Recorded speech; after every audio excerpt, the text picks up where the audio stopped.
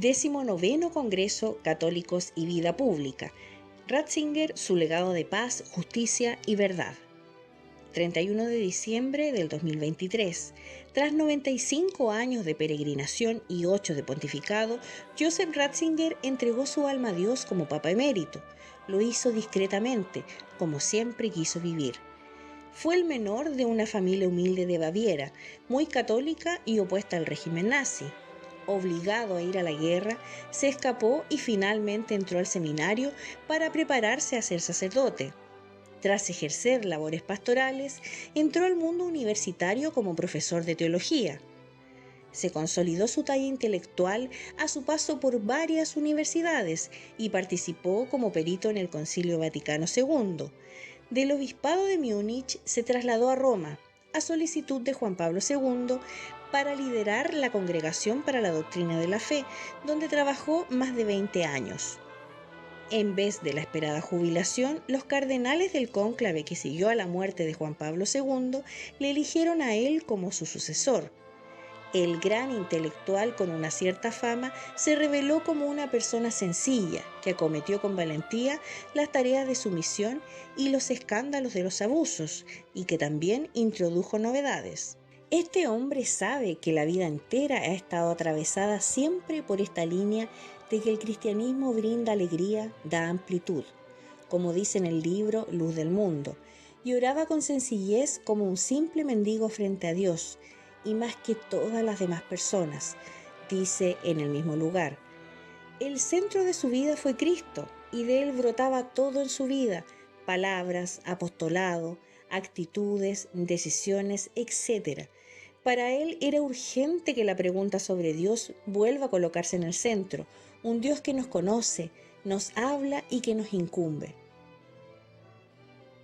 19º Congreso Católicos y Vida Pública, sobre Ratzinger, su legado de paz, justicia y verdad, una oportunidad de acercarnos a él para descubrir el legado espiritual y doctrinal de ese profesor, pensador y sobre todo pastor.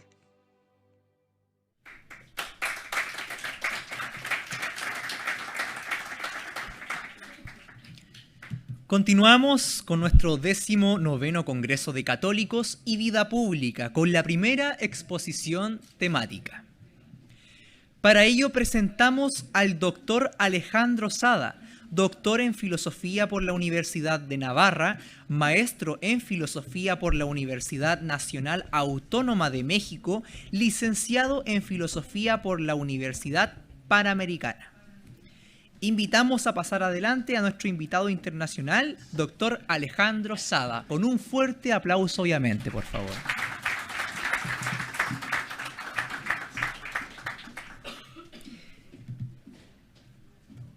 Le acompañará en el diálogo la doctora María Esther Gómez de Pedro, a quien invitamos también a pasar adelante, también con su respectivo aplauso, por favor. Esther es licenciada y doctora en Filosofía por la Universidad de Barcelona, España. Desde el año 2014, directora nacional de Formación e Identidad de las instituciones Santo Tomás. Desde el año 2011 es miembro del nuevo círculo de discípulos de Joseph Ratzinger, Benedicto XVI. Es directora ejecutiva de los Congresos Católicos y Vida Pública realizados en Chile desde el año 2005. Pueden iniciar con el diálogo, por favor. Muchísimas gracias por la presentación.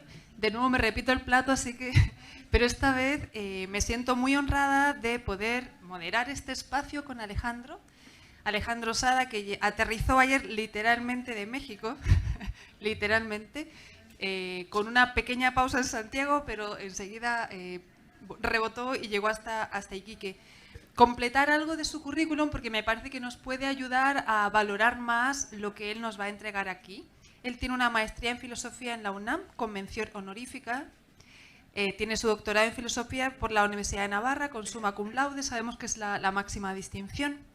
Se dedica a investigar la relación entre la fe y la razón, entre la filosofía y la teología, y vamos a tratar de que él nos explique en qué consiste esta especialidad. Y por eso mismo también él ha estudiado mucho el pensamiento de John Henry Newman y de Joseph Ratzinger, Benedicto XVI, Ha participado en múltiples congresos nacionales e internacionales y tiene también numerosas publicaciones que han sido traducidas al inglés, al portugués, al alemán y al polaco. Entre ellas destacan Asentimiento y certeza en el pensamiento de John Henry Newman y Sentido y verdad, hacia una nueva comprensión de la filosofía desde el pensamiento de Joseph Ratzinger, que hace actualmente dirige un proyecto internacional de investigación sobre la colaboración entre filosofía y teología en el pensamiento de Joseph Ratzinger. Trabaja en la Universidad Panamericana como investigador de tiempo completo, donde imparte asignaturas de posgrado y de pregrado. Bueno, es un lujo tenerle con nosotros. Alejandro, muy bienvenido. Muchas gracias, Esther, y muchísimas gracias también a todas las autoridades de la universidad y al señor obispo también. Muchísimas gracias por su presencia y a los estudiantes que nos acompañan. Estoy muy honrado de estar en esta bonita Universidad de Santo Tomás. Perfecto, nosotros también, Alejandro. Oye, Alejandro, mira, la idea es que podamos conversar sobre estos grandes temas que nos han convocado y me gustaría empezar preguntándote quizás una inquietud que alguno más ha planteado. ¿Por qué este tema de investigación cuando es como un poco extraño, ¿no? Yo vengo del mundo de la filosofía también y en general uno estudia muchos autores muy lejanos del tema de Dios o corrientes filosóficas muy lejanas a esta línea fuerte de que existe una verdad, puede ser conocida y que puede dialogar con la fe. Entonces, ¿qué te llevó a esto? Es cierto, aunque trabajo en una universidad de inspiración cristiana, igual que esta, pues en esa universidad los filósofos normalmente eligen autores como los clásicos, Aristóteles, o los clásicos modernos también, Kant.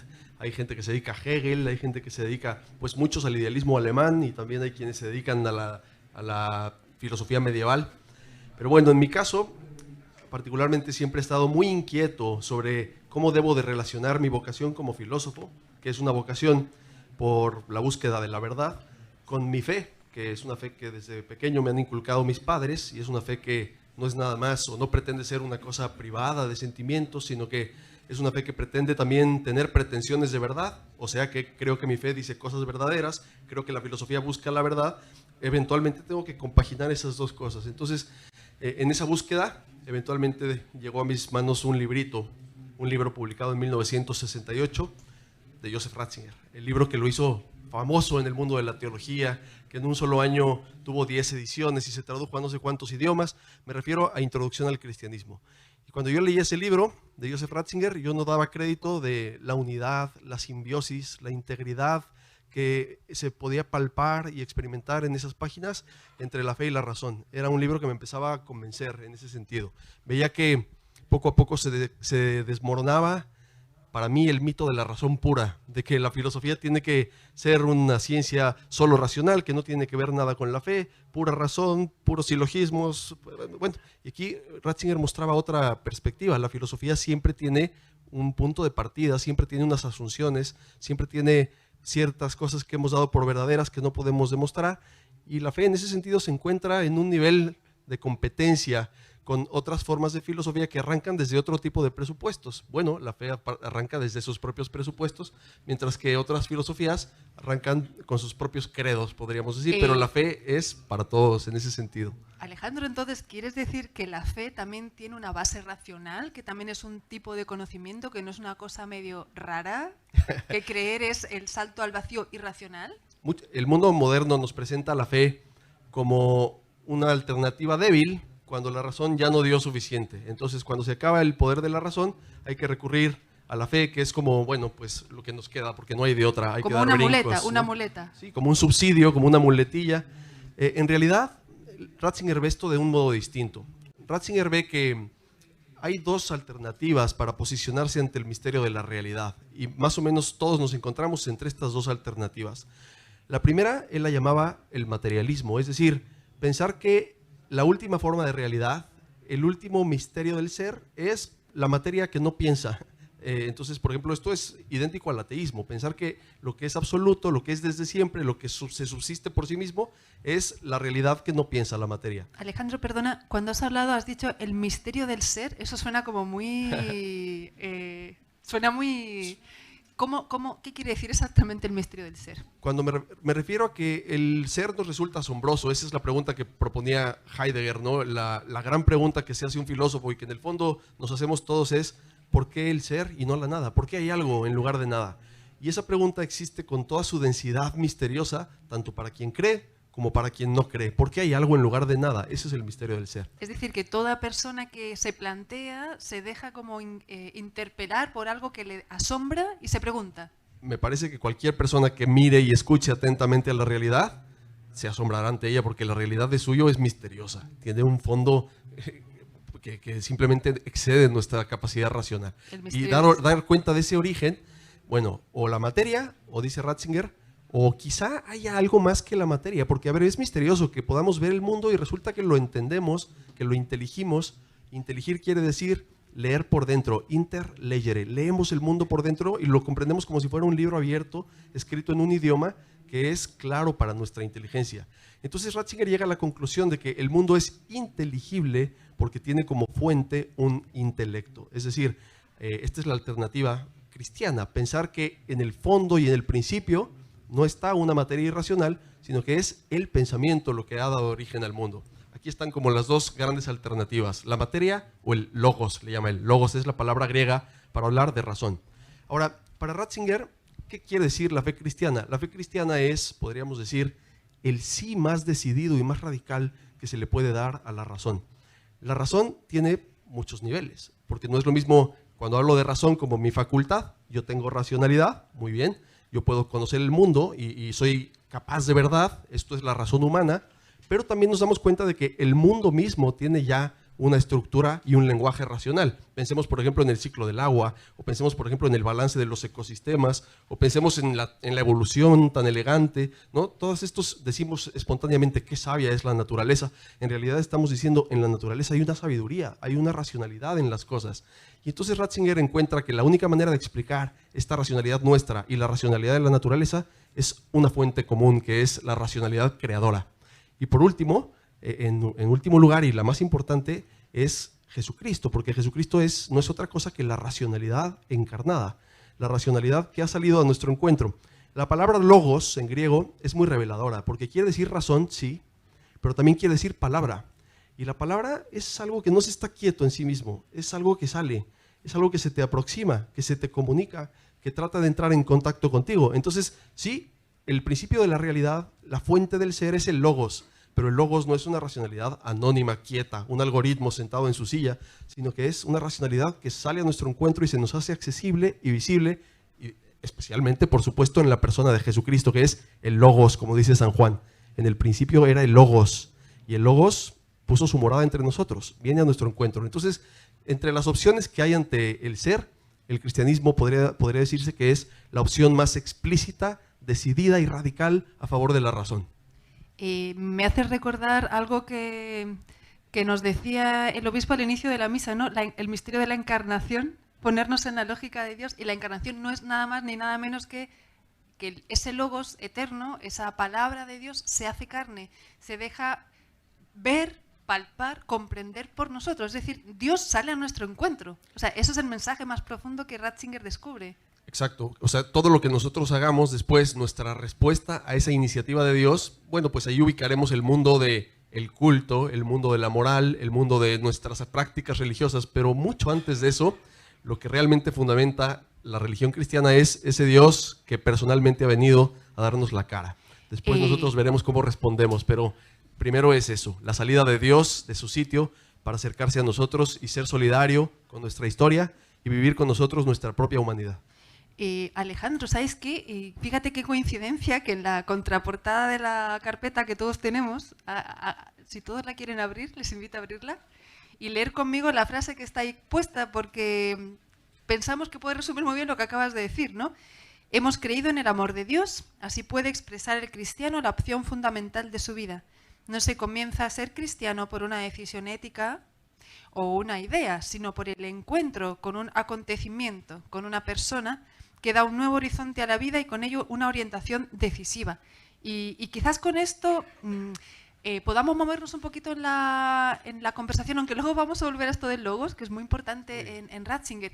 Quizás conocer a la persona, Joseph Ratzinger. Tú conociste su pensamiento a través de un libro.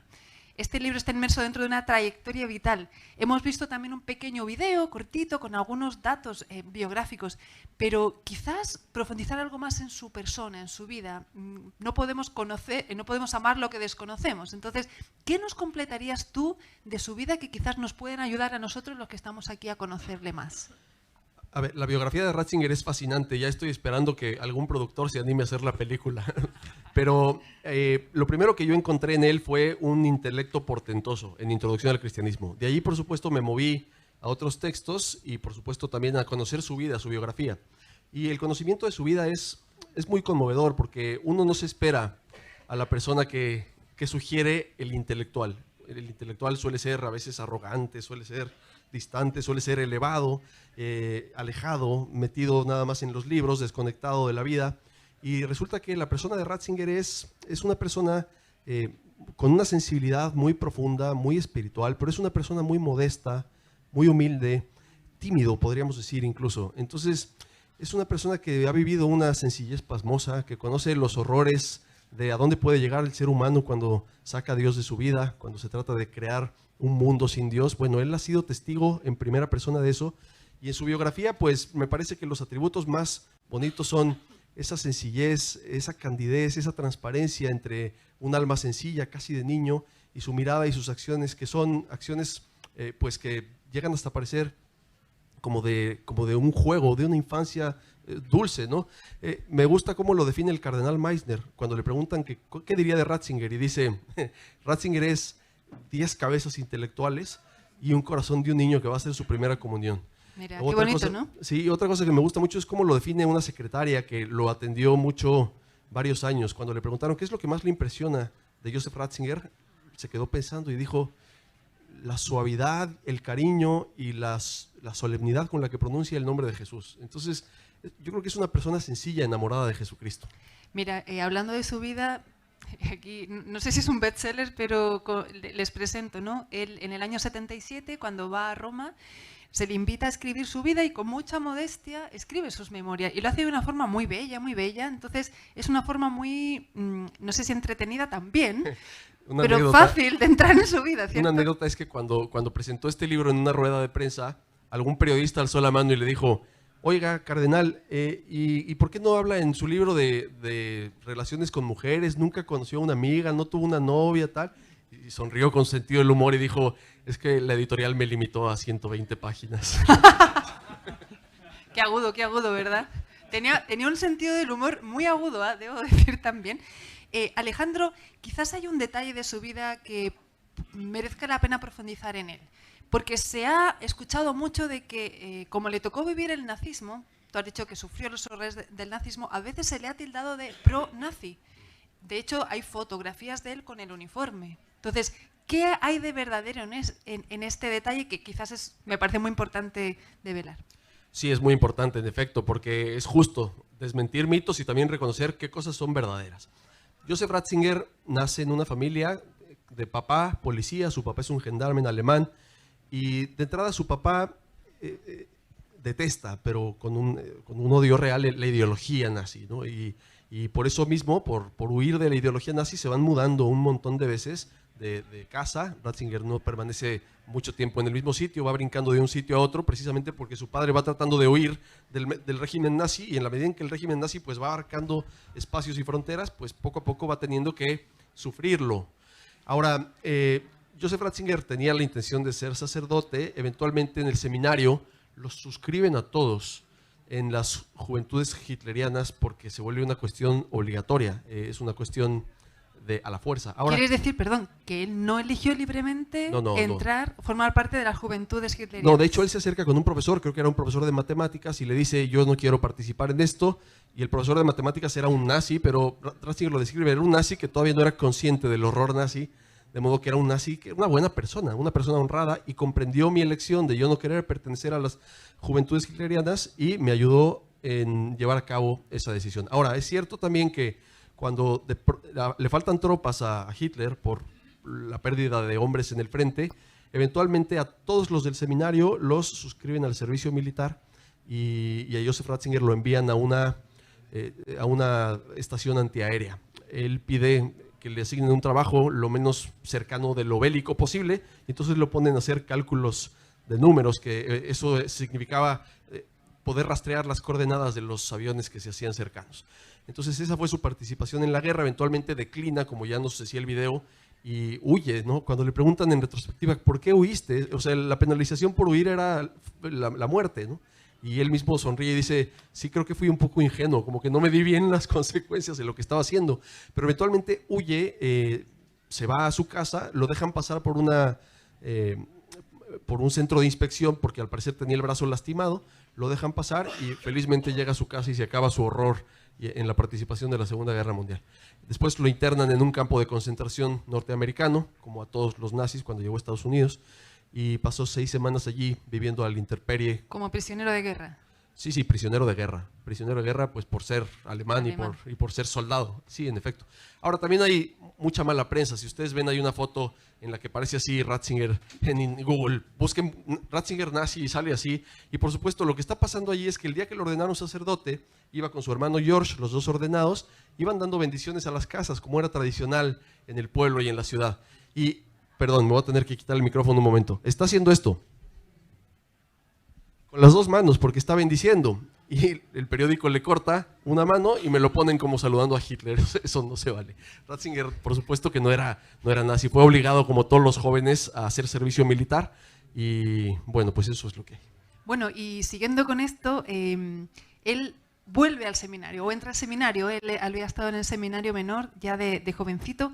En su vida él cuenta algo muy bonito que tiene que ver con su acercamiento a la misa, a la liturgia, pero quizás podamos profundizar en ello. Pero definitivamente él opta por la vocación al sacerdocio. ¿Tú crees que fue algo totalmente consciente, una vocación como muy profunda en Ratzinger?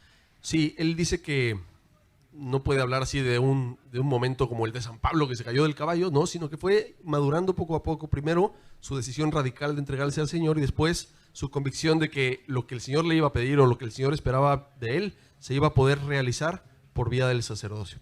Él también cuenta sus dificultades, ¿no? Porque eventualmente tuvieron que convivir hombres y mujeres, y ahí surgía la pregunta, ¿y yo podré llevar a cabo ser célibe toda mi vida? Y, o sea, tuvo esas preguntas, sí las tuvo como cualquiera, me parecen muy sanas y muy normales, pero eventualmente con un corazón decidido, de manera irrevocable, decide entregarse a Dios con el sacerdote, como sacerdote. Y por cierto, su teología del sacerdocio es preciosa, tiene una lectura de lo que quiere decir ser sacerdote magnífica. Entonces esto también nos habla de lo que es la vocación humana, ¿no? Esa vocación más completa, o más, que compartimos todos, a la felicidad, a buscar ese plan de Dios para cada uno, universal, pero cada uno tiene un lugar específico y un camino específico. Por lo tanto, que el Señor a unos les llama a un camino y a otros les llama a otro, y a Joseph le llamó a esto. Interesante que su hermano, eran 3 hermanos, ¿cierto? Su hermano mayor también opta por el sacerdocio, pero ¿y su hermana María por qué optó? Antes de responder sobre María, me gustaría decir, ¿no? Un día le preguntan a Joseph Ratzinger, ¿cuántos caminos hay para llegar a Dios? Y no duda en responder ni un segundo, tantos como personas. Porque si bien es cierto que en cierto sentido uno es el camino, se llama Jesucristo, ese camino es ancho y admite una pluralidad de realizaciones, una diversidad de modos de caminar en Jesucristo y con Jesucristo, ¿no? Por ejemplo, el camino universal, podríamos decir, es el camino del amor. Es la llamada a no vivir para uno mismo, sino de entregar el corazón a otro, ¿no? A otro, a alguien más. La vocación, más que una pregunta de qué hacer con mi vida, es una pregunta de con quién. ¿Con quién? Es una pregunta de con qué realidad personal me voy a relacionar esponsalmente, en dónde voy a depositar la totalidad de mi corazón. Porque esa es la llamada del hombre, a eso es, a imagen de Dios, que es trino, que es familia, Padre para el Hijo, Hijo desde el Padre, Espíritu Santo, Padre con el Hijo, es uno para otro, unos para otros, y nosotros que somos eco de esa realidad, pues del mismo modo estamos llamados a ser unos para otros, y esa es la realización de la vocación humana, que admite 2 formulaciones.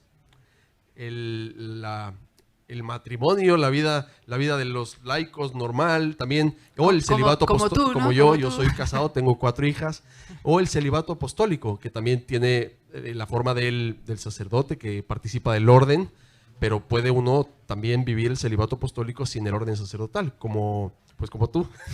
Mira, así es. Oye, pero Ratzinger tiene, a ver, déjame explicarte una idea que yo tengo, a ver si te parece que calza. Dentro de esa vocación, suya, ¿Podríamos decir que tiene una vocación especial al estudio de la verdad, a ser profesor, a la investigación? Porque tú llegaste a tu tema de tesis por un libro de Ratzinger. Ese libro se enmarca en una historia de docencia. Me gustaría que pudiéramos ver como esa vocación dentro de la vocación. ¿Podríamos hablar de algo así? Yo creo que al principio Ratzinger se miraba a sí mismo como un teólogo. O sea, él se pensaba a sí mismo como un sacerdote, pero trabajando quizá con su parroquia, sí, pero también en la universidad, en la biblioteca, y tenía el sueño grande de escribir una teología dogmática y de escribir un libro de cristología. Sí, tenía grandes sueños como teólogo, y por eso para él representa un desafío el día que recibe el anuncio de que Pablo VI lo quiere nombrar obispo. Para él, casi le dio un susto terrible, ¿no? No, pues él no lo veía así, él no lo veía, o sea, él veía eso incompatible con su proyecto de vida como teólogo. Pero Alejandro, espera, ¿cuántos años está Ratzinger como profesor universitario, como teólogo propiamente tal? A ver, si lo ordenan obispo, Ratzinger nace en el 27, se ordena cuando tiene 22, 23 años me parece, no tengo exactamente la fecha en la cabeza, y lo nombran obispo en el 76 o 77, Pablo VI, entonces pues varios años, dedica varios años a la docencia, sí, y está en varias universidades, está en Münster, está en Ratisbona, está en Bonn, o sea, tuvo la experiencia profunda de ser un profesor y de estar en contacto con muchos alumnos, dirigir muchas tesis doctorales y elaborar los inicios de su propia teología. El libro de historia, el libro de introducción al cristianismo, que fue como la piedra de toque tuya, ¿lo enmarcamos en este ambiente universitario? Claro, esto es de 1968, 10 años antes casi de que lo nombraran obispo. Cuéntanos un poquito de este libro, porque es muy interesante el origen de este libro. Este libro es, en realidad, Hans Küng, que después será, como saben algunos, como es el contrapunto en toda la historia de Ratzinger. Hay todo un chisme alrededor de Ratzinger y Hans Küng, ¿no? Como que se volvieron...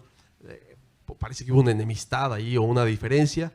En fin, Hans Küng fue precisamente el que invitó a Joseph Ratzinger a dar clases en la Universidad de Tubinga, que era la universidad más importante de teología en esa época. Tiene una facultad de teología católica y otra facultad de teología protestante. Bueno, pues allí alternaban cursos a la limón.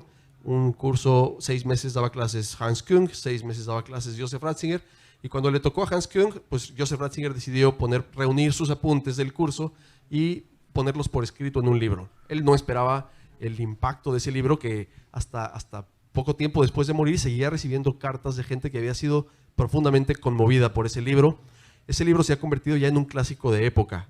Es un libro que pretende responder a una exigencia del Concilio Vaticano II. ¿Por qué?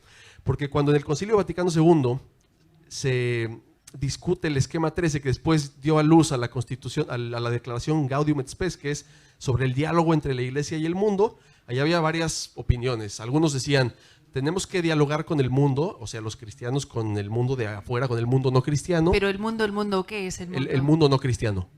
O sea, la sociedad que nos rodea.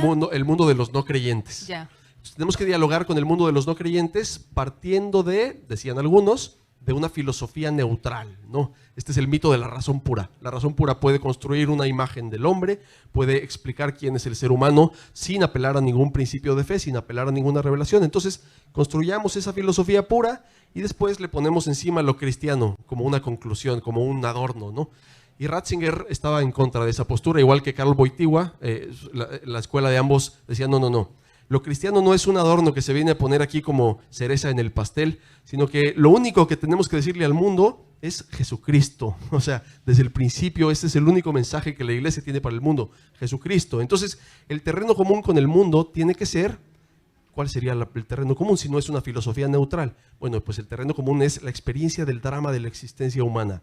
Eso lo compartimos cristianos y no cristianos. El ser humano como contradicción, como problema, como conflicto, como pregunta para sí mismo. ¿Pero cómo que contradicción? Yo no soy ninguna contradicción, a ver, explícate. Pues sí, porque anhelamos, es una contradicción que experimentan muy bien, por ejemplo, los filósofos existencialistas, y la ponen en papel de una forma muy elocuente. Jean-Paul Sartre o Albert Camus, ¿no? Deseamos verdad, deseamos sentido, deseamos importancia, nos sentimos de pronto grandes como las estrellas y de pronto pequeños como el polvo, y de pronto llega la muerte y acaba con todos nuestros proyectos. Esto es una existencia enigmática. Entonces Albert Camus, por ejemplo, termina diciendo, no, pues no, yo volteo a los cielos, les pido a los cielos aprobación, quiero ser algo importante, y los cielos me dicen, no te conozco, eres demasiado pequeño. Esa es la impresión que tiene una persona que se siente infinitamente insignificante en la existencia, y que al final, cuando llega la muerte, parece que todo fue en vano, que todo fue simplemente viento que se fue. Entonces, ese problema de nuestra existencia humana es universal. Y ese es el problema, ese es el terreno común que proponía la Gaudium et Spes para conectar lo cristiano y el mundo no cristiano, es decir, la pregunta humana, la inquietud de querer resolver mi propia existencia. Entonces, después viene el cristianismo y se ofrece como una respuesta, entre otras, porque hay muchas respuestas a la pregunta por quién es el ser humano, pero el cristianismo es una respuesta a la pregunta por quién es el ser humano. Entonces, eventualmente esto da lugar a abrir un nuevo modelo de diálogo entre fe y razón, un nuevo modelo entre filosofía y teología. ¿Por qué? Porque la filosofía tiene la responsabilidad de formular esta pregunta existencial humana. Es decir, que para entrar en ese diálogo con el mundo, y eso ya nos va a permitir quizás aterrizar más en los valores de justicia, verdad y paz, necesito encontrar una base común, un puente, digamos, para hablar el mismo lenguaje, y a partir de ese puente común, que es esta problematicidad de la existencia humana, ese encontrar en uno mismo como dos tendencias contrarias que luchan y que nos hacen sufrir, pero que nos hacen aspirar a lo grande, pero a la vez nos vemos pequeños, pero no desde la nada, sino desde una respuesta como englobadora y desde el amor. ¿Puede ser esa como la clave? Sí, a ver, sí, por supuesto, la caridad. Hay una frase muy impactante de Joseph Ratzinger en un libro que se llama Dogma und Verkündigung. No, por favor, en castellano. Pero... Perdón, es Palabra en la Iglesia, creo que es la traducción al español de ese libro, Palabra en la Iglesia. Y en este libro dice Joseph Ratzinger que el fracaso de la predicación, qué duro, ¿no? El fracaso de la predicación de nuestro tiempo no se le puede atribuir al hecho de que no se predique, porque sí se predica, y se predica con claridad, y se predica con elocuencia, y se predica con valentía. Muchas veces el fracaso se debe a que esa predicación no conecta con las preguntas de las personas de nuestra generación, no conecta con los corazones que están buscando la verdad.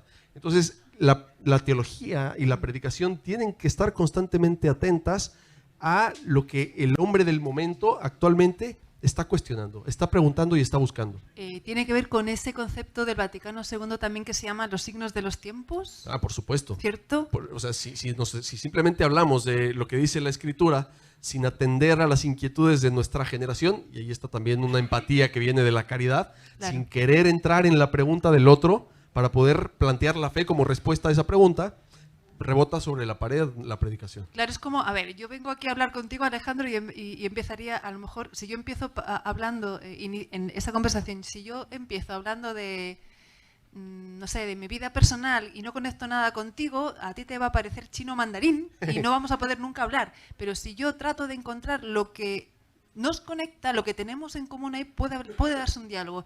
Ese es un poquito el espíritu de el pensador Joseph Ratzinger en su diálogo con el mundo, contigo, conmigo, cuando él escribe, cuando él enseña, como papa. Sí, podríamos decir que él es un gran dialogador. Esa fue una de mis grandes sorpresas al leerlo. Cuando leía a Joseph Ratzinger, que me devoré miles y miles de páginas en el doctorado, a mí me sorprendía que de pronto hablaba de Marx, de pronto hablaba de Heidegger, de pronto hablaba de Platón, de pronto hablaba de Nietzsche, de pronto hablaba de Hegel, y yo anotaba porque decía, hay que hacer una antología de cómo Ratzinger habla con todos los filósofos, y al final pues montamos un libro con 22 investigadores, y cada investigador se aboca a analizar cómo Ratzinger dialoga con un filósofo en concreto, con Nietzsche, con Kant, con Heidegger, con Hegel, con Edith Stein, con Tomás de Aquino, con Aristóteles. Con San Agustín, con San Bárbaro, pero ¿por qué digo esto? Porque es increíble la capacidad que tiene Joseph Ratzinger de encontrar la riqueza que hay en cada filosofía. No dice simplemente, no, Nietzsche dice cosas falsas y ya. No es así. La primera encíclica de Benedicto XVI, que por cierto fue la primera encíclica que rebasó 1 millón de ejemplares vendidos y fue un éxito, un bestseller, era una sorpresa que un papa estuviera citando a Nietzsche en las primeras páginas, ¿no? Es un gran dialogador con la modernidad y toma en cuenta lo que el pensamiento y el mundo moderno tiene que decir y lo reconoce y después lo trata de elevar a horizontes más amplios que vienen de su propia fe. Mira, antes de entrar en profundidad en las encíclicas, me gustaría que nos explicaras algo que me parece importante también, que vincula con nuestro título del Congreso. Cuando Joseph Ratzinger es llamado al obispado, bueno, le costó un poquito aceptar, ya nos lo has dicho antes, ¿no? Todo obispo, y aquí el obispo nos va a confirmar, siempre cuando le eligen de obispo asume un lema episcopal, ¿cierto? ¿Cuál es el suyo, monseñor? El reino de Dios y su justicia. Miren qué bonito, el reino de Dios y su justicia. Bueno, ¿saben cuál era el de Joseph Ratzinger? Ya, ¿cuál era el de Joseph Ratzinger, Alejandro? Este lema lo tiene desde obispo porque él, fíjense, se llama cooperador de la verdad. Cooperador de la verdad. O colaborador de la verdad. Cooperatores veritatis. Pero él elige este lema porque él piensa que su vida episcopal, de alguna manera, tiene que estar en continuidad con su vida de teólogo. Entonces, su vida de teólogo ha sido una búsqueda de la verdad. Y ahora como obispo, también va a ser un servidor de la verdad de un modo nuevo. Él pide a su director espiritual asistencia para tomar esa decisión de aceptar ser obispo. Y lo acepta porque su director espiritual le dice, también es bueno que haya obispos teólogos. Entonces, él asume ese rol, voy a ser un obispo teólogo, ¿no? Pues, poco a poco se va dando cuenta de que no va a poder ser el teólogo que antes pensaba. Va a tener que renunciar a sus grandes sueños de teólogo. Pues, ¿por qué? Porque que nos diga el obispo, toma mucho tiempo ser obispo y atender todas las necesidades que una diócesis requiere. Entonces, no puede dedicarse como él pensaría que podría haberse dedicado a los grandes estudios, a los grandes tratados, a las grandes teologías. Entonces, a partir de entonces, su teología va a ser como en pedacitos, podríamos decir. Lo que el Ratzinger escriba van a ser artículos de 10 páginas sobre un tema, de 20 páginas sobre otro tema, que es un montón, escribe más de 1300 artículos. Y con esos después se han reunido más de 130 libros que agrupan esos 1300 artículos. Entonces, hay un alumno de Ratzinger, Benedicto XVI, que se llama Vincent Tuomi. Y Vincent Tuomi en un librito dice que a él le parece providencial esto que pasó con Ratzinger, que tuvo que hacer como una especie de teología pulverizada. ¿Por qué? Porque en lugar de abocarse a un gran tema, la teología dogmática, por ejemplo, ha tenido que hablar en pequeño, en 10 páginas, de miles de temas. Y así lo que ha hecho es, dice Tuomi, ha dejado building blocks, bloques de construcción, pequeños como fragmentos, pero increíblemente densos y concentrados, que después requieren pensarse despacio, diluirse, extenderse. ¿Y qué hacemos ahora los que estudiamos a Ratzinger? Agarramos esos pedacitos de construcción, los analizamos, los diluimos, les exprimimos todo el jugo y construimos muchas formas de edificio con esos pedacitos de construcción que nos ha dejado el genio de Joseph Ratzinger. Ay, Alejandro, es que has hablado de los discípulos de Ratzinger, yo quiero contar una anécdota. Ella es una discípula de Joseph Ratzinger. Yo he podido conversar bastante con los discípulos directos de Joseph Ratzinger, los que fueron a sus cursos de doctorado, en la universidad, sobre todo en las últimas universidades.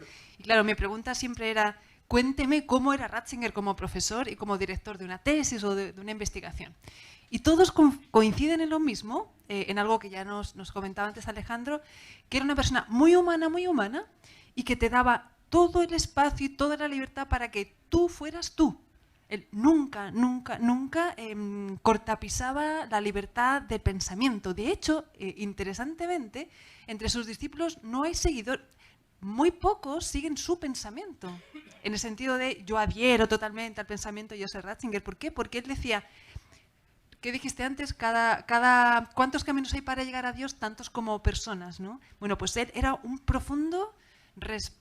respetaba profundamente el camino de cada persona. ¿Y cómo hacía él las investigaciones? Entonces llamaba a sus discípulos, decía, a ver, vamos a juntarnos en un seminario, un common seminar, que decían ahí los alemanes, y cada semana exponía uno. Y él les dejaba hablar a los demás. Por ejemplo, ahora habla Alejandro, todos hablamos lo que nos parece de lo que Alejandro defiende, y solo al final, el maestro decía algo, una orientación, tal. Cuando veía que desbarraba mucho, sí, claro, le decía, pero ¿a qué voy con esto?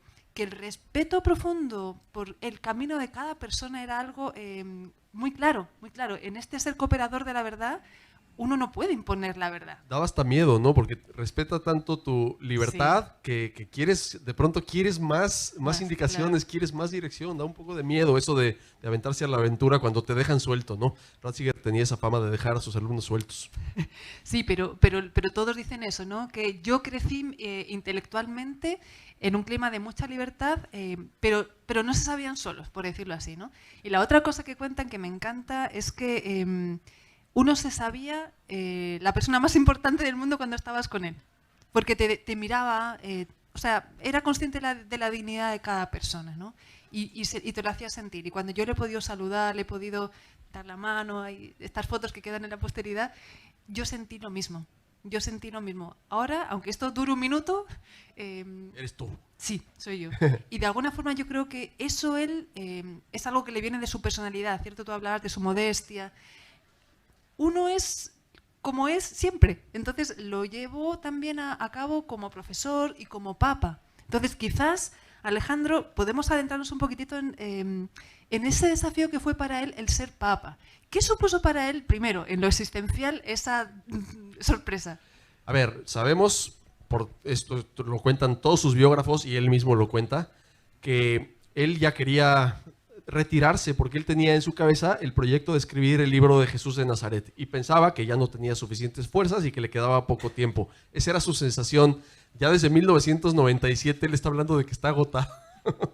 Entonces llega el 2005 y, ojo, él ya le había pedido la renuncia a Juan Pablo II 3 veces o más. Tres que sepamos. Porque él pensaba que ya había hecho lo que le tocaba hacer como prefecto de la congregación y que ya le tocaba el tiempo para retirarse y ahora sí dedicarse, por fin, a la teología que tenía pendiente. Bueno, es que uno suele retirarse en el mundo normal a los 65, ¿es la jubilación? ¿O 75? Bueno, pues parece que la cosa continuaba, ¿no? Él también pensaba, ¿no?, que si los obispos se jubilan a los 70 años, a los 70, si no me equivoco, 75 años, bueno, pues él en cierto sentido también podría jubilarse a los 75 y entonces dedicarse esos últimos años a poner esos libros por escrito que tenía como proyecto de vida desde el principio. Pero no pasó eso. Pues resulta que en el cónclave empiezan a decir los cardenales Ratzinger, y su primera reacción, como él mismo la cuenta, es voltear como en una especie de queja con el Señor de, pero ¿por qué?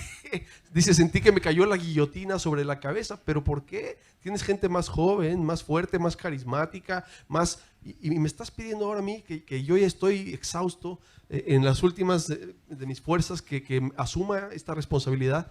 Bueno, entonces fue una experiencia dramática, de espanto y de asombro, pero también, como lo hemos visto en una constante en su vida, de fidelidad al Señor, ¿no? En ese ser cooperador de la verdad, ¿no? Entendió Señor, la invitación de Dios. El Señor me quiere, pues, para seguir en esto del cooperar con la verdad, pues vamos. Así que la guillotina como que le pasó por ahí, pero siguió adelante. Siguió adelante. Y entonces, bueno, hubo un montón de sorpresas. Inmediatamente hubo una benedictomanía, hablan de esto en algunos lugares, ¿no? Porque pues pensamos que junto a Juan Pablo II, pues ahora quién va a apelar a este pobre hombre que no tiene ese carisma, ¿no? Que no tiene esa imagen portentosa. Bueno, pues para sorpresa de todos, se empezó a llenar el miércoles, primero por curiosidad. Pues sí, vamos a ver de qué se trata este nuevo papa. Se empezó a llenar la plaza de San Pedro para las audiencias generales, el aula Pablo VI. Se empezó a llenar en millones, en cantidad de millones, las jornadas mundiales de la juventud. Empezaron a venderse sus textos. La encíclica, digo, fue un bestseller. Nunca se había vendido una encíclica como se vendió Deus Caritas Est, la de Dios es amor. Y entonces pues empiezan estas sorpresas. Ahora, si me preguntas a qué se debe la sorpresa, los periódicos empiezan a hablar de una persona que parece paternal, que se ve cercana, que se percibe amable, cariñosa, afectuosa, que habla con suavidad y timidez, pero que sus palabras tienen una riqueza increíble, que la gente guarda silencio para escuchar lo que dice con su voz quebradiza, ¿no? Entonces, estas sorpresas, yo diría que en realidad son sorpresas no porque él haya cambiado, no es que Benedicto XVI sea después algo distinto de lo que era el cardenal Ratzinger. Más bien creo que había mucho mito en torno a la figura del cardenal Ratzinger, el Panzer, ¿no? El Rottweiler de Dios, el de la Inquisición del Vaticano, ¿no? Había mucho mito y cuando nos acercamos a mirarlo con nuevos ojos, descubrimos que pues quizá esos mitos no tenían el fundamento suficiente. Entonces la sorpresa se debe, me parece, a nuevos ojos por parte del mundo que lo contempla de una nueva forma, que a un cambio en la persona del cardenal Ratzinger a Benedicto XVI. Claro, bueno, hablando de esto de los ojos y de la ceguera, la primera lectura nos hablaba de verdad, Tobías, que se queda ciego y a los 4 años después recupera la vista. Había una especie de ceguera en relación a la figura de Joseph Ratzinger, pero por la imagen que se había entregado de él, ¿no? Claro, a él le tocó ser como el defensor. Es que el nombre de Inquisición todavía pesa mucho. Pues sí. Pero interesantemente, a él le tocaba no solo, atacar, es que atacar no me gusta la palabra, corregir. Todos los que estamos aquí que tienen alguna autoridad sabemos que algunas veces nos toca corregir. ¿Y por qué corrige uno? No sé, los papás que estén aquí, las autoridades, porque quieres el bien de la persona y quieres el bien real, ¿no? Entonces, él, detrás de esas correcciones, quería ese bien, pero se nos olvida que también él tenía otra misión, la de defender la fe de la gente sencilla, como nosotros, que a veces nos escuchamos teorías muy extrañas y que también necesitamos que se nos oriente, que se nos defienda. Yo creo que también eso es interesante, ¿no? Sí, en la misa de Proeligiendo Pontífice, ¿recuerdas? Cuando se va a dar inicio al cónclave, él es el que predica la homilía, todavía como cardenal Ratzinger, y en la homilía habla de la dictadura del relativismo, de que estamos viviendo en un tiempo en el que hay muchas doctrinas raras y en el que nada se quiere tomar como verdadero para todos, como una verdad absoluta que nos interpele a todos. Y ese es uno de los retos de nuestro tiempo, y me parece que Joseph Ratzinger asume pues una labor de dejar un magisterio claro. Esto ya es en continuación con el prefecto, que bueno, el prefecto tiene que corregir de un modo, pero el Papa tiene que dejar una doctrina clara. El Papa tiene que enseñar también, tiene que orientar, ¿no? Tiene que pastorear. Un pastor, ¿qué hace? Claro. Un pastor lleva las ovejitas, le dice, no, por aquí sí. ¿Dónde están los pastos más verdes? Aquí tienes agua. Es un poquito esto, ¿no? Y este será como me parece el gran impulso que su magisterio le deja a la Iglesia, un impulso de doctrina clara, también de fuerza doctrinal para enfrentarnos a los vientos, a las ideologías que pretenden atentar en contra de eso es realismo, ¿no? Porque en el fondo es darme cuenta de dónde estoy parado, cuáles son las dificultades que enfrento y poner los medios para superarlas. Es como ser realista, ¿no? Un mundo que es muy relativista. Alejandro, las 3 virtudes teologales. Era un tema que habíamos preparado en la previa, sí. Porque tú ya nos has hablado de esta primera encíclica, que reitero, hago propaganda, todos la tenemos como regalito, Deus Caritas es, Dios es amor, pero él tiene una segunda encíclica y deja una tercera inconclusa sobre las 3 virtudes teologales. ¿Qué nos dirías tú al respecto? Digamos, Joseph Ratzinger, después Papa Benedicto XVI, articula todo su magisterio en torno a las 3 virtudes teologales. Por eso sus encíclicas son, la primera, Dios es amor, se refiere al amor, una de estas virtudes. La segunda es la esperanza, spe salvi, como se dice en español, la esperanza en la salvación, fe salve, en la esperanza fuimos salvados. Y esta segunda es sobre otra virtud teologal, que es la esperanza. Después la tercera encíclica, Caritas in Veritate, la caridad o el amor en la verdad, también es sobre el amor.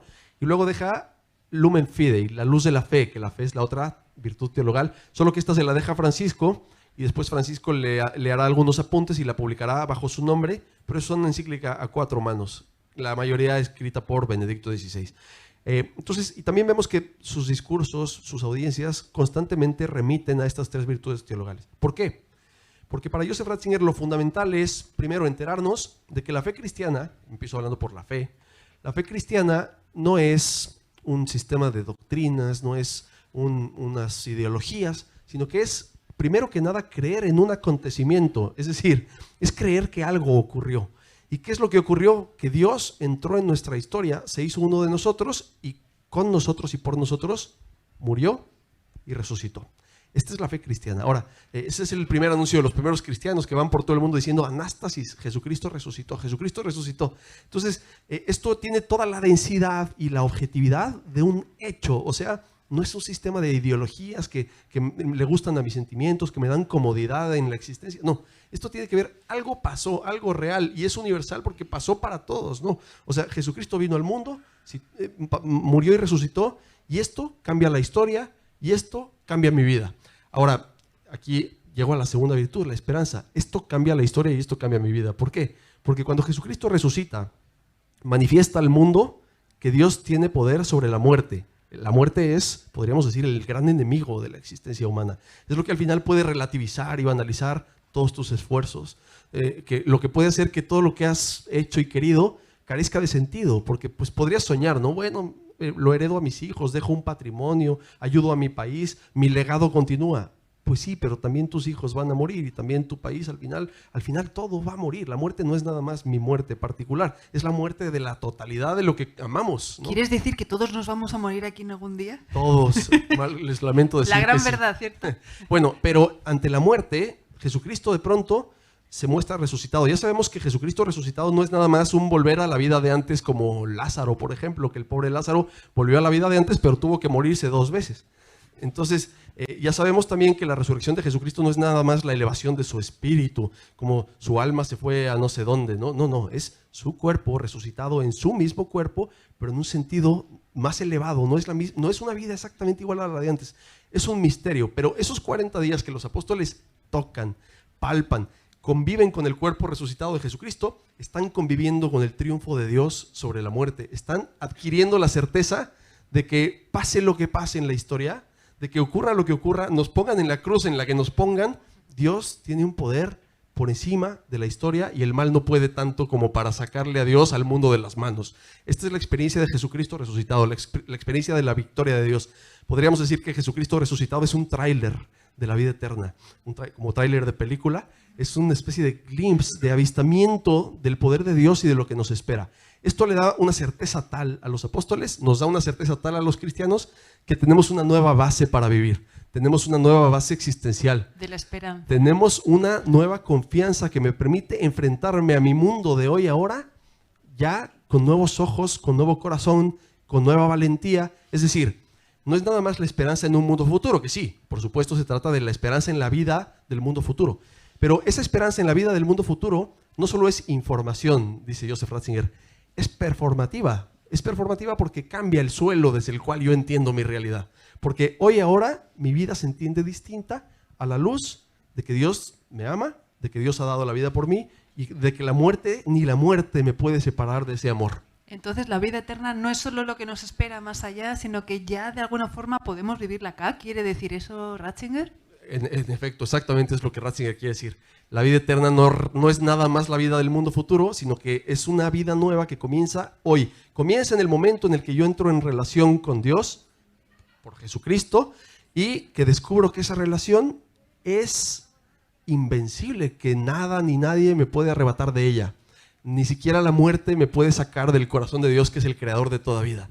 Así que mi vida hoy es distinta precisamente por esa experiencia del amor de Dios que es irrevocable. Entonces tenemos motivos para no caer en la desesperación nunca, ¿no? Qué interesante. El cristiano tiene que ser, según Joseph Ratzinger lo dice una y otra vez, un realista. Pero un realista porque no es un optimismo ilusorio de pensar que las cosas van a ir bien y ya, ni que la iglesia va a ir triunfando y va a ir creciendo en números. No va por ahí.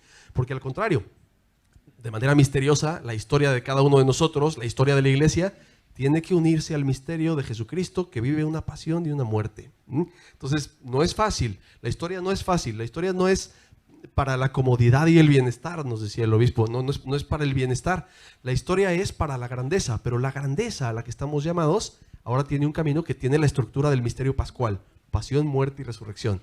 Entonces, amor, esperanza y nos bueno, falta la última. Dije fe. La fe como el conocimiento de este acontecimiento. Perfecto. Esperanza como la nueva vida o la nueva base vital que me da este acontecimiento. Y ahora la caridad. Es que en cierto sentido es la más importante, porque al final ya no habrá fe y ya no habrá esperanza, sino que habrá solo caridad. Y nos vincula con el tema del Congreso. Justicia, y nos vincula con el tema del Congreso. Y verdad. La caridad es, primero, no tanto como yo amo a Dios, no tanto como yo amo a los demás, sino la caridad es primero el hecho de que Dios ama dramáticamente al mundo. Tanto amó Dios al mundo. Esta es la base de la caridad. Por eso su primera encíclica es Dios es amor. Por dentro, o sea, Padre, Hijo y Espíritu Santo, aunque no hubiera mundo, Dios es amor. Y luego hacia afuera Dios ama al mundo locamente, enloquecidamente. Y esto provoca por parte de las personas, nosotros, seres humanos, una respuesta. Cuando uno se sabe amado, uno entra en el dinamismo de la vida del amor. Uno responde con amor al amor, ¿no? Esto es lo que le pasa a Jean Valjean en Los Miserables, cuando experimenta el perdón del obispo Bienvenu. Jean Valjean se conmueve, se convulsiona por dentro, se transforma. Entonces, toda la vida cristiana, y allí abarco toda la moral, solo puede entenderse como respuesta al amor de Dios, que es lo primero. Si uno se acerca a la moral cristiana nada más a base de reglas y mandamientos, esto suena como un lastre pesado y aburrido. No. Lo primero de lo cristiano es ese encuentro y esa experiencia del amor de Dios que suscita por mi parte el deseo de responder. Y entonces surge también un nuevo impulso para la caridad. Porque cuando yo me descubro amado por Dios en la persona de Jesucristo, para mí, entonces yo quiero corresponderle a Jesucristo. Yo quiero decirle a Dios, quiero irradiar un poquito de esa luz que he visto que tú irradias en el mundo. Quiero darte algo de regreso. Quiero ofrecerte mi nada, aunque sea, pero quiero algo que ofrecerte. ¿A poco no es muy cruel que alguien te ame mucho y que no tengas tú ninguna forma de corresponder? Yo conozco una persona que un día le pagaron la universidad porque ya se iba a dar de baja, un amigo mío, y cuando se iba a dar de baja le dijeron, un ser anónimo ha pagado toda tu matrícula para que acabes de estudiar. Bueno, y el tipo, ¿pero a quién le voy a dar las gracias? Ahora, él que ya es un hombre exitoso fue a hacer lo mismo en la universidad y fue a pagarle a un alumno, o sea, empieza como una cadenita de acciones buenas. Bueno, Dios ha iniciado esa cadenita de acciones buenas. Nos ha venido a amar de manera irresistible, nos ha venido a seducir, podríamos decir. Ahora, por nuestra parte, ¿qué nos toca? Bueno, pues corresponder. ¿Y cómo correspondemos a tanto amor? Y Jesucristo te dice, ¿me quieres amar a mí? Sí se puede, sí me puedes aportar. Allí está tu prójimo. Ámalo a él, allí estoy yo. Dame de comer allí, dame de beber allí. Perdóname allí en el que necesita perdón. Acógeme en el que necesita... en fin, Jesucristo se me pone en mi prójimo, en ti, en ti y en ti y en ti. Y en todos yo tengo la oportunidad de corresponder a ese amor de Dios y así irradiar un poquito de esa luz que Dios ha venido a traer al mundo, que ahora se refleja a través de mí, que quiero corresponder a esa caridad. Esa es la misión cristiana de la caridad. Esperanza y caridad, por lo tanto justicia y paz. Pero mira, se nos está terminando el tiempo a nosotros. Ya no dije lo de justicia y paz, pero tú ya lo explicaste muy bien en el micro. Pero míralo, en la mesa que nos sigue van a hablar de un poquito más de la justicia y la paz, así que podemos darles este espacio. Pero no quería cerrar sin un último tema, aunque lo abordemos quizás rápidamente, y un cierre. El tema que quisiera plantearte, que también es un tema que ha estado muy en el ambiente. ¿Cómo reaccionó de verdad Joseph Ratzinger frente al tema de los abusos? Porque en su pontificado le tocó y fue salpicado, sí, claro. De hecho, él convoca como papa un año sacerdotal y en ese año sacerdotal, imagínense qué flash, empiezan a aparecer aquí en Irlanda, en Estados Unidos, en Alemania. ¿Cuál es la verdad del cómo él afrontó esto? Porque, de nuevo, quizás hay un mito sobre Ratzinger que sea bueno desmitificar o no. A ver, lo primero que quisiera decir es que este problema de los abusos sexuales es un problema universal, en el sentido de que no es un problema exclusivo de la Iglesia. La Iglesia participa de él y es especialmente doloroso porque cuando un ministro, que debe de ser precisamente alguien que irradia esa luz del amor de Dios, incurre en una de estas acciones, pues el escándalo es mayor, desde luego, y es más doloroso y más punzante. Ahora, Joseph Ratzinger es consciente de esto, como no, si es prefecto de la Congregación para la Doctrina de la Fe. Pues que había procesos muy lentos para tratar los casos, una especie de torpeza burocrática en el Vaticano que hacía muy lento y muy tardado, muy pesado todo el proceso de hacer justicia en ese sentido y aclarar las cosas. No sabíamos bien al principio cómo reaccionar. Por ejemplo, asumimos que es culpable el acusado. Todas las justicias del mundo, de países del primer mundo, te presumen inocente hasta que se demuestre lo contrario. Bueno, aquí parecía que había que empezar a hacer lo contrario, presumir al acusado como culpable antes de mostrar su culpabilidad. Es complicado esto, no son preguntas fáciles. Pero bueno, ante esta cuestión, Joseph Ratzinger empieza, como prefecto, a tratar de que sea la prefectura de la Congregación para la Doctrina de la Fe la encargada de hacer justicia. ¿Por qué? Porque él está buscando hacer reformas que agilicen estos procesos burocráticos y que sean más eficientes, más justos, más rápidos, más efectivos. Eso le va a dar mayor rapidez al proceso mismo. Entonces, quiero decir, se ve claro que Joseph Ratzinger, en el momento en que asume el pontificado, tiene en la cabeza como proyecto prioritario, purificar, sacar a la luz esto, optar por una estrategia de claridad, de verdad, otra vez, cooperador de la verdad, abrir la herida, destapar la cloaca, sacar esto a la luz, dar la cara y sufrir la purificación correspondiente, aunque sea dolorosa, aunque sea penosa, aunque cueste trabajo, aunque reduzcan los números de los cristianos. Bueno, pues sí, pero vamos con la verdad por delante. Entonces vemos cómo, por ejemplo, entran en el pontificado y a los 3 meses está depuesto el padre Marcial Maciel, reducido al silencio, ¿sí? Y luego sabemos también que a lo largo del pontificado más de 500 sacerdotes fueron igual reducidos al silencio, igual que el padre Marcial Maciel. Entonces él emprendió esta batalla feroz, me parece que con alevosía, con dolo, sabiendo perfectamente lo que venía. La crisis no le sorprende porque él mismo la provoca, podríamos decir. La provoca abriendo y destapando a la iglesia para ser, en ese sentido, purificada por la verdad y la transparencia. En un Via Crucis, que Juan Pablo II ya no podía más, se veía ya agotado, Joseph Ratzinger escribió la meditación de los misterios y ahí hablaba de cómo la iglesia había traicionado, ¿cuántas veces te hemos traicionado, Señor? Nosotros, tus servidores, ¿cuánto hemos herido a tu cuerpo que es la iglesia? O sea, se ve, si uno ya ve el escándalo a posteriori, puede perfectamente interpretarse como que Ratzinger está hablando de este problema de dentro de la iglesia y lo ve como algo que requiere de purificación dolorosa. Entonces, este concepto de tolerancia cero frente a los abusos que hemos acuñado o hemos asociado al Papa Francisco ya se inicia con el Papa Benedicto. Él inicia este proyecto de la tolerancia cero. Aunque sea doloroso, porque la verdad duele. Y también dándole haciendo una conciencia de que lo prioritario va a ser la protección de las víctimas, ¿no? Aunque tengamos que sospechar unos de otros por un momento y sacarnos unos rápido de las... Ok, no te vamos a presumir culpable, pero sí te vamos a retirar de tu cargo por lo pronto hasta que esto se aclare, para favorecer el cuidado de las víctimas o posibles víctimas. Wow, interesante, interesantísimo, estamos todavía trabajándolo. Y la última, Alejandro, ¿qué nos recomendarías leer a los neófitos, a los que quizás no conocemos a Ratzinger, además de la lectura regalada, ¿verdad?, en el Congreso? ¿Qué nos recomendarías? Ratzinger tiene lectura para todos los públicos, tiene hasta para el teólogo más exigente, para el filósofo más riguroso, pero también tiene lecturas que puede comprender cualquier estudiante universitario.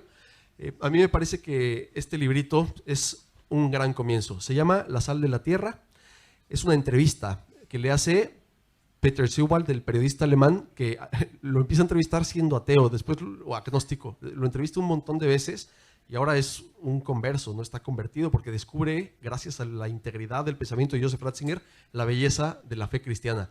Pero bueno, esto es una entrevista que no solo tiene información biográfica para comprender mejor a la persona, le pregunta el entrevistador sobre su vida, sobre su infancia, sobre sus papás, sobre la guerra, sobre los nazis, etc. Y después también sobre los temas de la iglesia que están en boga, que están en la discusión de las sobremesas, ¿no? Sobre el aborto, sobre a dónde va el mundo, sobre las sacerdotisas, sobre en fin, tantos temas que hay hoy que discutimos continuamente, pues aquí se los presentan a Joseph Ratzinger a manera de pregunta. Y me parece que es un buen primer libro para conocer a la persona y conocer cómo piensa precisamente en estos temas. Después hay una secuela de este que se llama Dios y el mundo, que ya no trata tanto de cosas polémicas, sino de la integridad de la fe. Porque Ratzinger dice, a veces la fe nos parece como una especie de selva con muchísimos elementos y muchísimos laberintos, pero en realidad hay que descubrir lo nuclear, lo esencial, la sencillez y la belleza del mensaje original y fundamental de la fe cristiana. Por eso Dios y el mundo se trata de eso, de explorar por dentro la integridad y la belleza de nuestra fe. Y es que hablabas de secuela, yo tengo la tercera parte, La se tercera llama parte. Luz del Mundo. Pues ya, la trilogía. Oigan, esto es como Star Wars, esto es muy interesante, muy interesante. Entonces, bueno, yo quiero agradecer mucho a Alejandro que haya venido a acompañarnos. Creo que nos ha dejado quizás muchas preguntas, pero también algunas respuestas, ¿cierto? Así que le agradecemos con un gran aplauso. Muchas gracias. Muchas gracias. Gracias.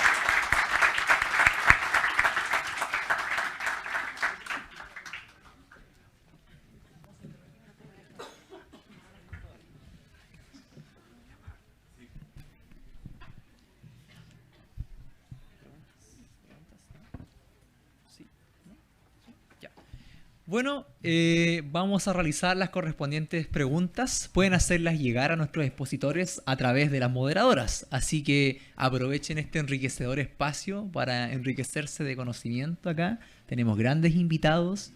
Siéntanse con la libertad de preguntar.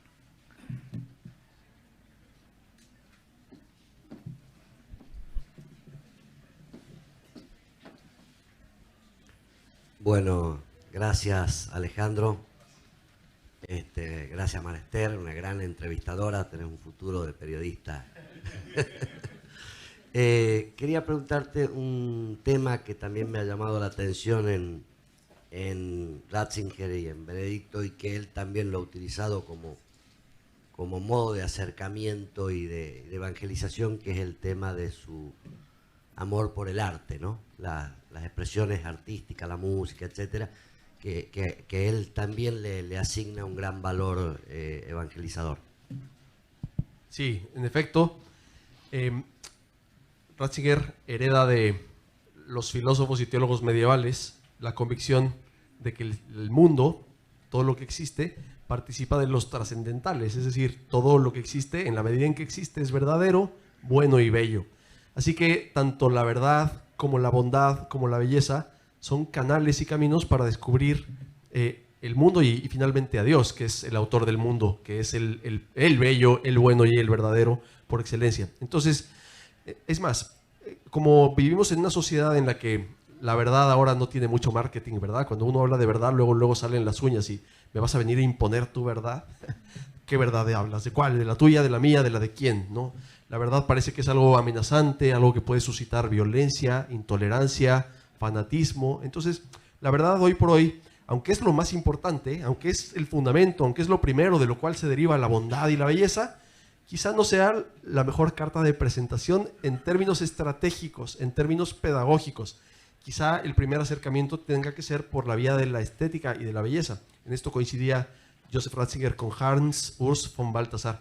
Recuerdo que también el obispo Robert Barron decía algo parecido en uno de los magníficos videos que publica. Decía Robert Barron que si uno quiere invitar a alguien a descubrir el béisbol, que quizá el mejor inicio no sea leerle el reglamento, ¿no? Sino llevarlo a la cancha y que se sienta la emoción y que se escuche el coro del estadio y que se nos ponga a todos la piel chinita. Esa es la experiencia estética, ¿no? Y ya después vendrá la pregunta de, oye, ¿y cómo ocurre esto? ¿Y qué pasa si le lanza por acá? ¿Y qué pasa si se roba la base? Tal? Y entonces empieza a salir a la luz la verdad que da lugar a esa experiencia bella. La verdad que de fondo produce y facilita y hace posible la experiencia de la bondad y de la belleza.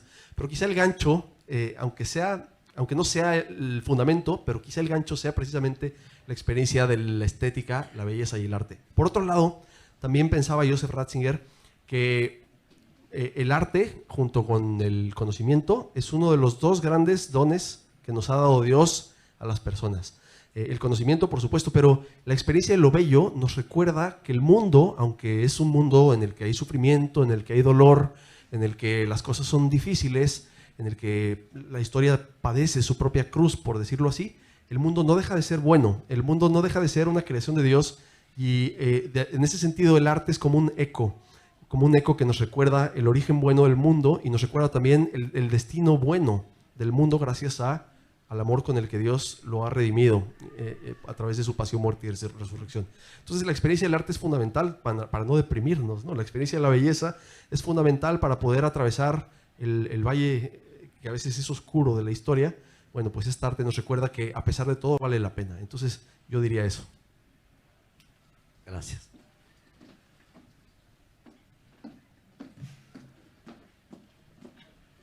Tal vez es muy peligroso lo que voy a decir aquí en este auditorio y en este lugar, porque si bien, justamente por este relato que tú acabas de decir, y si bien Ratzinger estudió la teología tomista, pero más bien es buenaventuriano, y algo de eso podrías decir a partir de estas categorías, ¿no? que has mencionado y que son tan bellas. Sí. Ratzinger tiene una... ya me pusieron en peligro aquí. Debo de decir que eso casi se lo pregunto, pero me retuve, así que muy valiente. Ratzinger tiene una fascinación por Buenaventura, llega al estudio de Buenaventura casi por azar, porque se lo sugiere su director de tesis, Gottlieb Songen. No obstante, para Buenaventura, para Ratzinger es un hallazgo importante porque en él descubre sobre todo la unidad que existe, va a sonar esto muy abstracto, pero la unidad que existe entre la ontología y la historia, entre el ser y el tiempo, entre la revelación y el movimiento de la revelación por dentro de la historia, y queda entonces fascinado. También queda fascinado porque Buenaventura tiene este opúsculo magnífico de cómo se reducen todos los conocimientos a la teología y al final cómo toda la forma de saber humano tiende a revelarnos quién es Dios y cómo se relaciona Dios con nosotros. Incluso las ciencias más empíricas, incluso la física, incluso la biología, incluso al final todas, también las ciencias prácticas, todo tiene que ver con ponernos en contacto con la verdad de Dios, que es la luminosidad más radical. Entonces sí, Ratzinger también hereda de Buenaventura este programa que es ad fidei per rationem ad contemplationem, por medio de la fe, a través de la razón, hacia la contemplación. Y también le gusta de Buenaventura que no está dividido en pedazos el mundo en dos fragmentos, metafísicos, uno natural y otro sobrenatural, como parece que el tomismo, no quiero decir Tomás porque sería injusto, pero el tomismo posterior a Tomás asumió una división del mundo que a Ratzinger no le gusta y a Buenaventura tampoco. Entonces, en ese sentido es buenaventuriano. Por otro lado, quiero decir que Ratzinger tuvo un mal maestro que no le enseñó bien a Tomás y en ese sentido le causó una especie de aversión, esa frialdad, esa ver nada más como estructuras rígidas de silogismos que no me interpelan personalmente, que no percibo que me den la vitalidad de las preguntas que está buscando mi corazón al principio. Pero quiere decir que esa relación va madurando porque después Ratzinger redescubrirá a Tomás de Aquino a través de los ojos de Joseph Pieper. Porque además de que eran amigos y lo leía todo lo que escribía Pieper. Bueno, Pieper sabemos que es un gran tomista y a mí me encanta que Pieper presenta a Tomás de una forma fresca, con una antropología que responde a nuestras inquietudes actuales, en las que se ve la preocupación del hombre de hoy. Y Tomás de Aquino, por supuesto, tiene cosas que decirle al hombre de hoy, pero el espíritu de Tomás de Aquino tiene que ponerse al día con las preguntas de nuestro tiempo para respondernos, igual que la teología tiene que respondernos atendiendo a las inquietudes de la generación. Entonces, en ese sentido, Ratzinger me parece que al final de su vida lo redescubre y ya se ve un encanto distinto por Tomás de Aquino en las audiencias generales que le dedica a él, por ejemplo, ¿no? Entonces, yo diría que no es, por supuesto que no es antitomista, aunque es cierto que en Introducción al Cristianismo no se cita a Tomás de Aquino ni una sola vez, y eso es desconcertante, ¿no? Pero después Tomás de Aquino será recogido por él, revalorado, apreciado e incluso declarado por él mismo como uno de sus grandes maestros. Debo decir un tema de información general, lo que pasa que Monseñor es de la familia de San Buenaventura, entonces, ¿verdad? Hay cierta afinidad por eso, ¿no? Y Tomás de Aquino, los dominicos, pero tenemos aquí al Padre José también, que es nuestro capellán nacional. Gracias. Y creo que había una última pregunta, quizás la última por tiempos. Doris. Sí, muchas gracias por la exposición, ha sido muy iluminadora. Yo me acuerdo del día en que supe de la renuncia del Papa. Como periodista me tocó salir corriendo a la oficina y averiguar, porque estábamos absolutamente sorprendidos por ese tema. ¿Cómo lees tú el hecho de que él haya renunciado al pontificado? Es una gran pregunta, muchas gracias. Me parece que, en principio, las razones por las que renuncia nos resultan muy aburridas. O sea, quiero decir muy aburridas porque nos gusta la historia con intriga, con algo pasó, algún boicot, no sé, nos gusta eso, ¿no? Y en realidad le habían preguntado, creo en ese libro, ¿no? Esther le pregunta a Peter Sigwald en 2010 que cómo consideraría la renuncia a un papa. También él ya había pensado en esto porque en algún momento Juan Pablo II a una pequeña comisión de teólogos les pidió que pensaran el tema, ¿no? Que llegaran a alguna solución sobre qué pasaría si renunciara un pontífice, en qué casos debería de hacerlo, en qué casos no. Entonces, Ratzinger, de eso no es un tema nuevo para él, ¿no? Y en el 2010, unos años antes, él ya decía que para un pontífice, al igual que un obispo se jubila a los 75 porque pues, puede que sus fuerzas ya no sean suficientes para llevar a cabo su tarea, bueno, pues lo mismo puede ocurrir para un obispo de Roma, para un sumo pontífice. Y entonces, él dice que eventualmente podría llegar a ser incluso hasta un deber de honestidad. Termina renunciando cuando las cosas están tranquilas, lo dice, porque no se vale huir por cobardía, no se vale huir ante la crisis, no se vale huir. Él dijo, recen por mí porque hay lobos con piel de oveja, ¿no? No se vale huir de los lobos, también lo dice. Ah, bueno, pues aquí está la respuesta, ¿para qué me invento yo el rollo? No se vale huir, no se vale huir de los lobos, porque el pastor de Roma está ahí para enfrentarse a ellos, como buen pastor que da la vida por sus ovejas. Entonces Ratzinger se espera que en su conciencia ve las cosas con cierta calma y renuncia de verdad, porque él de verdad piensa que le queda poco tiempo, que sus fuerzas están exhaustas, que ya no puede más. También Peter Sewell recientemente reveló que tenía un problema muy serio de insomnio. Por ejemplo, cuando fue a México, se cayó y se pegó porque le daban una pastilla para dormir. Y esa pastilla, pues al final lo tiró y se lastimó muy fuerte. Y le quitaron esas pastillas porque no podía con ellas. Así que el problema de insomnio era cada vez más grave y parece que le afectó profundamente también. Pero bueno, añadimos a esto la respuesta que él mismo da en el 2010 al respecto. Si el peligro es grande, no se debe huir de él. Por eso, ciertamente no es el momento de renunciar. Se ve que en el 2010 las cosas estaban duras. Justamente en un momento como este hay que permanecer firme y arrostrar la situación difícil. Esa es mi concepción. Se puede renunciar en un momento sereno o cuando ya no se puede más, pero no se debe huir en peligro y decir que lo haga otro. Esta es su visión y creo que esta es la realidad. Creo que es muy honesto él al decir, ya no puedo más.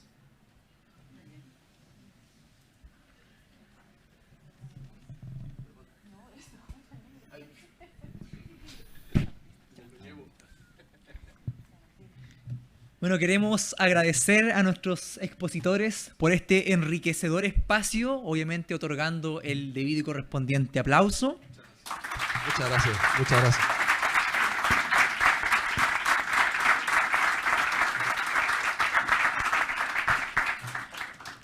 Pero también queremos obviamente entregarles el respectivo presente y por lo tanto pedimos a nuestro rector nacional, don Juan Pablo Guzmán, que pueda subir al escenario para entregar los presentes a Alejandro Sada y a Esther Gómez.